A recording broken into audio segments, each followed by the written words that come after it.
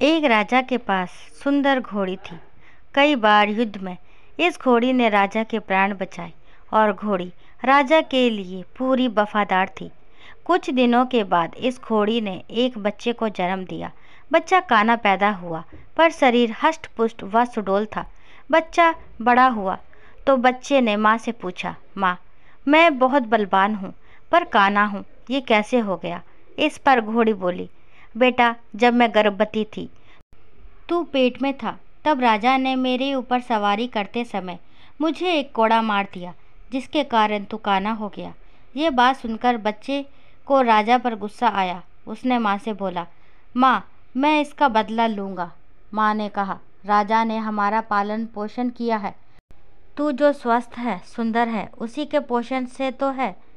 यदि राजा को एक बार गुस्सा आ गया तो इसका अर्थ ये नहीं है कि हम उसे क्षति पहुंचाएं। पर उस बच्चे के समझ में कुछ नहीं आया। उसने मन ही मन राजा से बदला लेने की सोच ली। एक दिन ये मौका घोड़े को मिल गया। राजा उसे युद्ध पर ले गया। युद्ध लड़ते लड़ते राजा एक जगह घायल हो गया। घोड़ा उसे तुरंत उठाकर वापस महल ले आया। इस पर घोड़े को ताज्जुब हुआ। उसने माँ से पूछा, माँ, आज राजा से बदला लेने का अच्छा मौका था, पर युद्ध के मैदान में बदला लेने का ख्याल ही नहीं आया और ना ही ले पाया। मन ने गवाही नहीं दी। इस पर घोड़ी हंसकर बोली, बेटा, तेरे खून में और तेरे संस्कार में धोखा है ही नहीं। तू जानबूझकर तो धोखा दे ही नहीं सकता है। तुझसे नमक हरामी हो नहीं सकती, क्योंकि तेरी नस्ल में तेरी माँ का ही तो अंश है।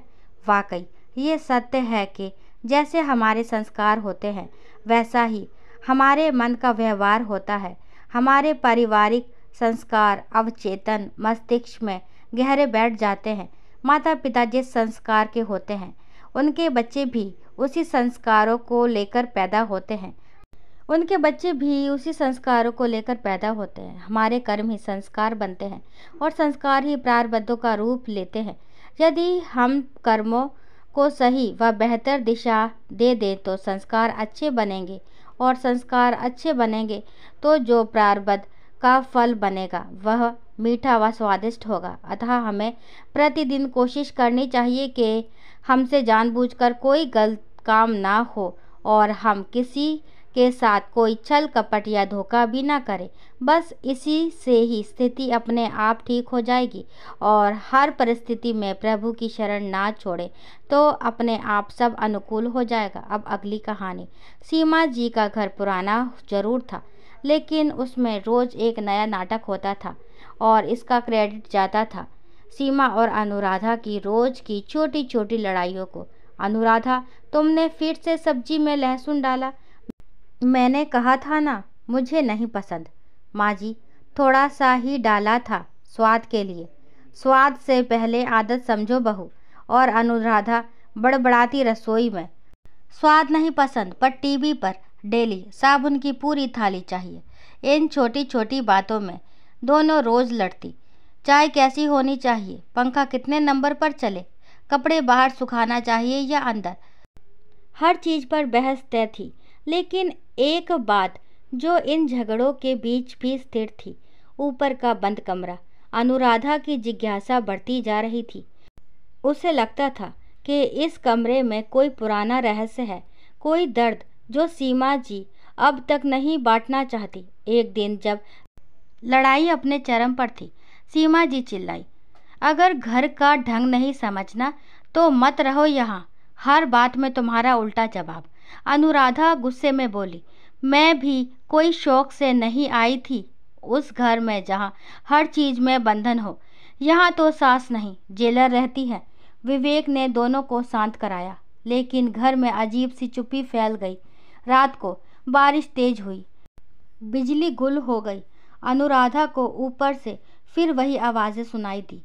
इस बार वे चुपचाप ऊपर गई, हाथ में टॉर्च और दिल में डर। कमरे के दरवाजे पर वही पुराना ताला था, लेकिन चाबी बाहर ही रखी थी। उसने धीरे से ताला खोला। कमरे के अंदर धूल से ढकी एक छोटी सी झूले वाली कुर्सी थी, एक पुराना पालना और एक फोटो। सीमा जी एक छोटी बच्ची को गोद में लिए मुस्कुरा रही थी। तभी पीछे से सीमा जी की आवाज़ आई, वो मेरी बेटी थी, तुम्हारी ननद, 5 साल की उम्र में चल बसी। तब से ये कमरा कभी नहीं खोला। ये मेरा दर्द है जो अब तक किसी से बांटा नहीं। अनुराधा धीरे धीरे पलटी। माँ जी, आपने कभी कहा क्यों नहीं? सीमा जी ने थका हुआ सा मुस्कान दी। हर रोज की लड़ाई में शायद दिल का दर्द छुपा बैठी। तू लड़ती थी, पर तेरा होना अच्छा लगता था। आज पहली बार दिल हल्का हुआ है। अनुराधा ने उन्हें गले से लगा लिया। अब कभी नहीं लड़ेंगे माँ जी, या अगर लड़े भी तो प्यार से लड़ेंगे। सीमा जी हंसी। लड़ाई ही तो प्यार का स्वाद है बहू, बस बिना जहर के होनी चाहिए। दोस्तों, मुझे पता है आप लाइक शेयर सब्सक्राइब तो नहीं करेंगे, पर एक कमेंट तो ज़रूर कर सकते हैं। अगर कहानी अच्छी लगी तो यस, और अगर कहानी नहीं अच्छी लगी तो नो। कमेंट बॉक्स में ज़रूर बताएं। राधे राधे, राम राम।